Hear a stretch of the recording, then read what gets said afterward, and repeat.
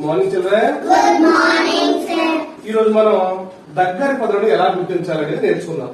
ఇక్కడ నేను 57 ఇచ్చాను.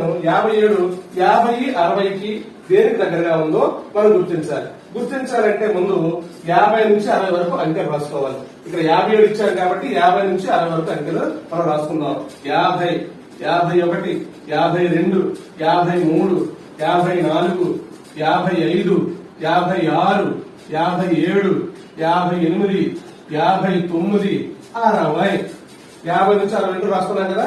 మనకి ఏం ఇచ్చారు ఇక్కడ 57. ఆ 57కి మనం 0 చూద్దాం. ఇప్పుడు 57 అనేది 60కి దగ్గరగా ఉందా 50కి దగ్గరగా ఉందా? 60కి దగ్గరగా ఉంది కదా, కాబట్టి 60 ఆన్సర్ అవుతుంది. 57 50కి చాలా దూరంగా ఉంది కదా.